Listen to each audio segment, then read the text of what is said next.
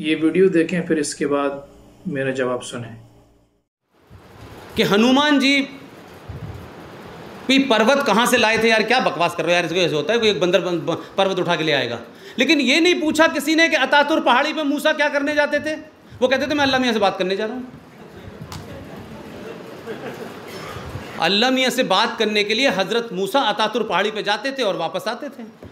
मेरे Islamic studies के professor emeritus अभी जीवित हैं, मैं उनसे पढ़ के आया हूँ।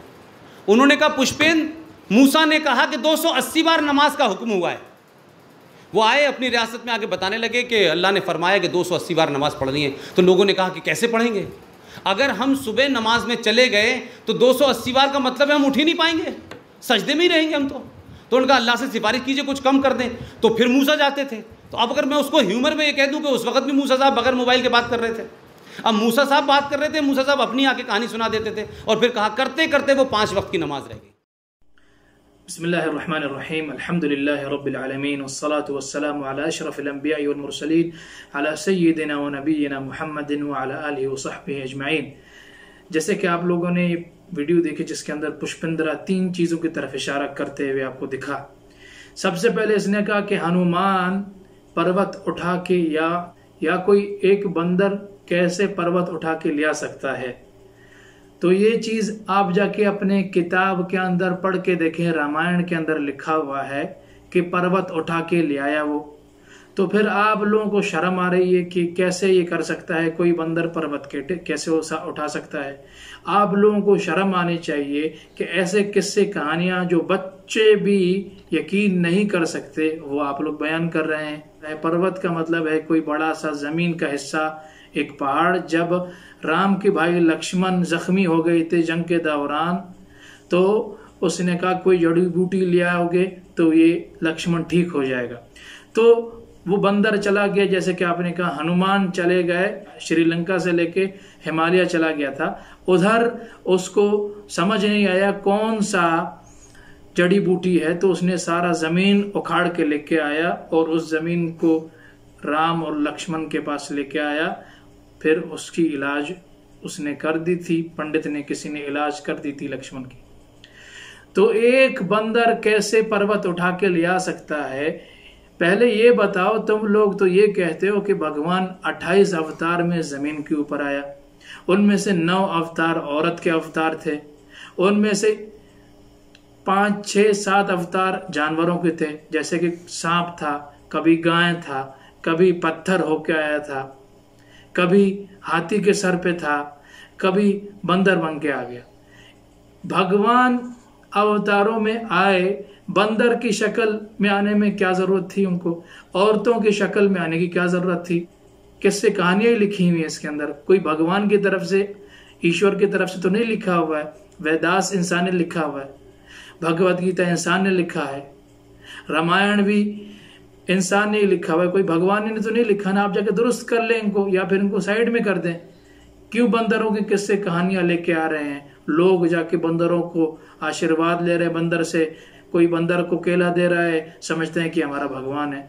इंसान अशरफुल मखलूक है, अल्लाह तबारक तआला ने खल्का है। कैसे एक जानवर इस मखलूक से जायद अच्छा हो सकता है। तो इसका ये मतलब है या तो इंसान जानवर से बदतर चला गया कि जानवर उससे अच्छा हो गया, या फिर तुम लोगों की कहानियां हैं ये जो तुम लोग लिखते हुए आ रहे हो। दूसरा सवाल, पुष्पेंद्रा ने ये कहा कि ये कैसे हुआ कि मूसा अतातुर पहाड़ी पे जाके अल्लाह मियाँ से बात करता था। क्या बात करता था? मूसा अलैहिस्सलाम अल्लाह के पैगंबर थे। अल्लाह तबारक तआला चाहें अपने कोई भी पैगंबर के साथ बात कर सकते हैं, वही के जरिया ये डायरेक्ट बात भी कर सकते हैं। तुम लोगों के भगवान तो जमीन के ऊपर आए थे, कोई सांप है, कोई गाय है, कोई बकरा है, कोई बंदर है। अल्लाह तबारक तआला ने इज्जत अदब के साथ कुरान शरीफ के अंदर फरमाया है कि अल्लाह तबारक तआला ने मूसा अलैहिस्सलाम के साथ बात किया। सूरत निसा के अंदर सूरत नंबर 4 आयत नंबर 164 में अल्लाह तबारक तआला फरमाते हैं वकल्लम अल्लाहु मूसा तकलीमा। इसमें साफ वजाहत के साथ अल्लाह तबारक तआला ने फरमाया है कि मैंने मूसा से साफ तौर पे बात की। मूसा अलैहिस्सलाम से अल्लाह तबारक व तआला ने बात की।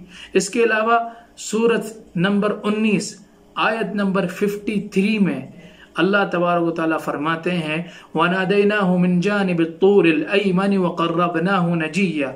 हमने मूसा अलैहिस्सलाम को यानी हमने उसे तूर के दाएं जानिब से निदा की और राजगोई करते हुए उसे करीब कर लिया। तो कोई मसला नहीं है इसमें कि पैगंबर से अल्लाह तबारक व तआला की बात हो या अल्लाह तबारक व तआला पैगंबर से बात करें, क्योंकि अल्लाह तबारक व तआला ने अपने पैगंबर ज़मीन के ऊपर भेजे हैं। अल्लाह तबारक व तआला ने उनके बारे में कुरान शरीफ के अंदर बहुत अच्छे अदब तरीके से फरमाया। उनके बारे में ना कोई बंदर था उनमें से, ना कोई हाथी था, ना उसके अलावा कोई अवतार में आया था। वो सिर्फ पैगंबर थे, अल्लाह तबारक व तआला की बात पहुंचा के चले गए। इसीलिए मैं कहता हूँ कुरान शरीफ को पढ़ो। आप बगैर कुरान शरीफ पढ़ के लोगों से कहते हैं कि कुरान शरीफ पढ़ो, आपको पता चलेगा। आप खुद पढ़ो, पहले लोगों से भी कहो कुरान शरीफ को ठीक से पढ़ के देखेंगे तो आपकी आंखें रोशन हो जाएंगी। वो बिल्कुल डिफरेंट किताब है, ना रामायण की जैसी, ना भगवत गीता की जैसी है, ना वेदास की जैसी है।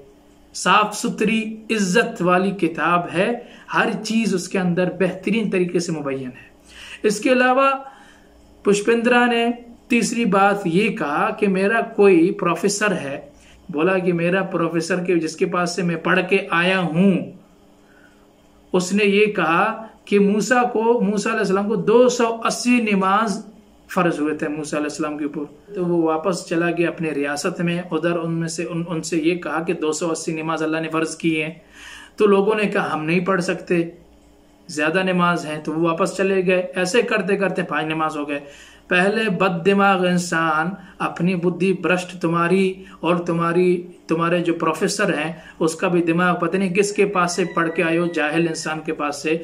ये कहानी मूसा की है ही नहीं, ये कहानी है मोहम्मद सल्लल्लाहु अलैहि वसल्लम की। और उनको भी 50 नमाजें मिली थी, सिर्फ 50 नमाजें मिली थी अल्लाह तबारक व तआला की तरफ से। फिर अल्लाह ने कम करके वो 50 नमाज 5 नमाज कर दी, और वो 5 नमाज आप पढ़ेंगे तो 50 का अजर मिलेगा।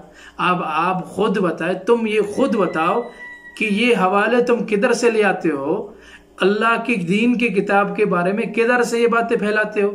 हर बात गलत कहते हो, आयतों की तफसीर उल्टी सीधी कर लेते हो। सिर्फ और सिर्फ तुम्हें मुसलमानों की और हिंदुओं के बीच में लड़ाई करवानी है। अल्लाह तबारक व तआला की किताब को ठीक से पढ़ें, समझें और उस पर अमल करें। व आखिर दावाना अल्हम्दुलिल्लाहि रब्बिल आलमीन।